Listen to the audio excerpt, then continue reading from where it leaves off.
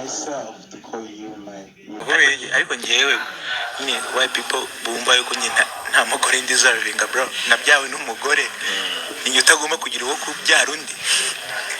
This is like biri normal, it's just normal. Biracyatangaje mu Rwanda.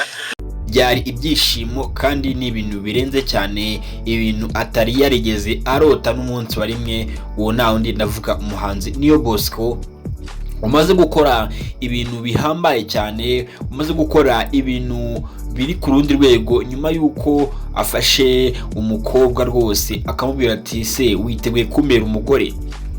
Umukobwa nawe nta kindi yakoze, yavuze ati ndabyiteguye rwose. Ibirori byari biryoshye cyane, ni ibirori bitabiriwe n'abantu ba hafi nyine, barimo abantu ba hafi ba Neo Bosco nyine, famille n'inshuti nziza nyine za hafi, n'abantu rero babyitabiriye. Neo Bosco rero rwose ariteka avuga ati nagukunze kuva kera, tumaranye imyaka irenze 2 dukundana, ariko reka tubishyira hanze tubihe umurongo tugira ibyo tugeraho turi babiri. Ayo n'amagambo yuje urukundo, yuje imitoma myinshi kandi ikarishye, nkuko ari umuhanga mu kwandika indirimbo zikunzwe cyane kumva n'abatari bake hano muri industry y'u Rwanda cyangwa se mu Rwanda. N'imitoma yiwe buriya niko iba imeze. Ndagira ngo ko anga ari Komanda TV rero, reka turebane iyi nkuru itari ndende kandi ndagira ngo ureke tuyirangizanye turebere hamwe akantu ko kandi.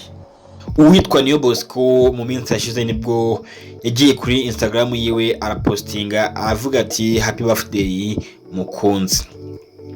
Abantu bakomeje kwibaza umukunzi Neo Bosco, bamwe bamuzi nyine barabyumva, bavuga ko ari birthday yiwe nyine, bagira ngo ni ibintu nyine biraho bitagize ikintu bivuze, ariko Neo Bosco we yarafite ikintu ari gutegura kandi gikomeye. Neo Bosco rero byarakomeje uko iminsi igenda yicuma, noneho Neo Bosco aza gupostinga ari gusoma umukunzi we akishyira hanze nyine. Nawe urabyumva comment zabaye nyinshi, birangira nyine abantu bamenye ko Neo Bosco ari mu rukundo.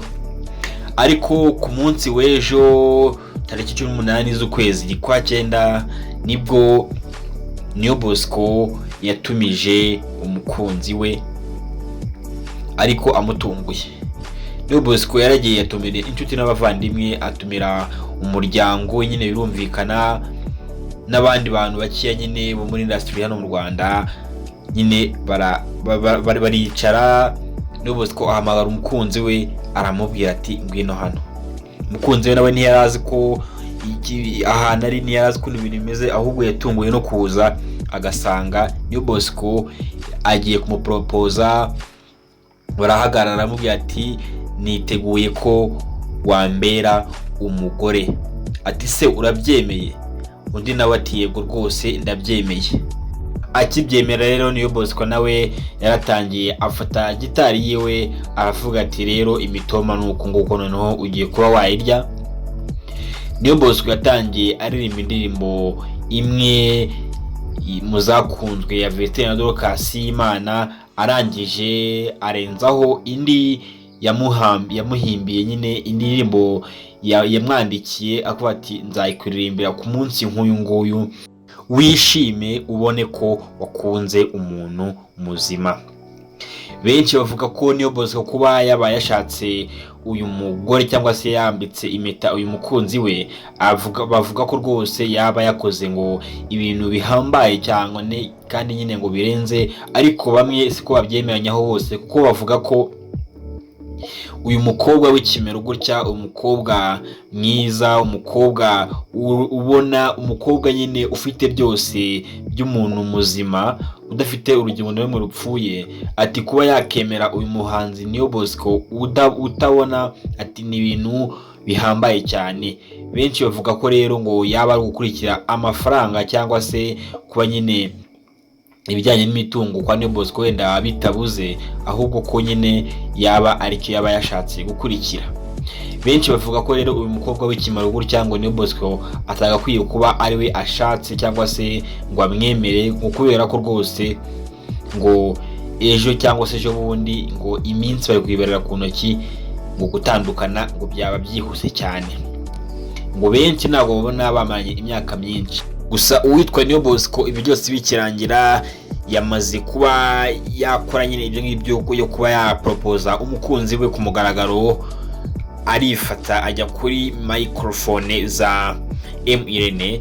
Ibintu yatangajeho byo ni byinshi rwose. Yavuze ko ngo kuba abanyarwanda bagifite imyumvire yuko umuntu ufite ubumuga bw'amaso atabasha kuba yashaka umugore, ngo ni imyumvire ipfuye cyane. We avuga ko ngo aho yavuye kubera kiwe atakora umuryango nawe ngo hazava abandi, nawe abyarire igihugu, nawe nyine agire umuryango mugari umuturutseho.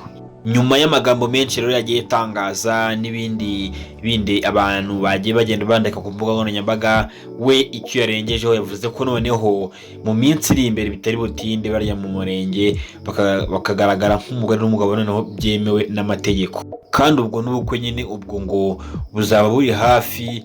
Gusa nigeze atangaza igihe uwo murenge wazabera cyangwa se ngo abe yatangaza iminsi ibura, gusa yavuze ko atari kera rwose, kuko ushobora no gusanga nabyo biri gutegurwa mu minsi mikeya iri imbere ukaba wabibona. Ngiyo ifoto rero yakomeze gucicikana ku mbuga nkoranyambaga, Niyo Bosco ari gusoma umukobwa mwiza w'ikimero, umukobwa ufite byose, umukobwa kandi mwiza ufite amaso yombi yose areba. Ariko Niyo Bosco we ngo kuba amaso yiwe yagize ikibazo akaba yahuma, ngo ni ibintu birenze cyane, ngo kuba yabashije gukonfirima uyu mukobwa akaba yamwizeza byose azamugezaho, akamuhitisha amati se wemera kumbera umugore cyangwa se ntabwo ubishaka. Umukobwa nawe agatangira avuga ati naho rwose, ati ibyo mbyumvise n'amatwi abiri, ndabyemeye rwose, uri uwanjye nanjye ndi uwawe. Ngayo nguko rero Niyo Bosco agiye kujya ararana n'umugore we mu buriri ku gitanda kimwe. Wowe ubyumvise gute? Yewe ni Christophe mwabanaga, ndabakunda cyane. Aha ni Kumanda TV, ndagira nkubwire ngo ukore subscribe niba utarayikora, kandi niba nawe warayikoze turi gukundira cyane, duhari ku bwawe. Murakoze cyane.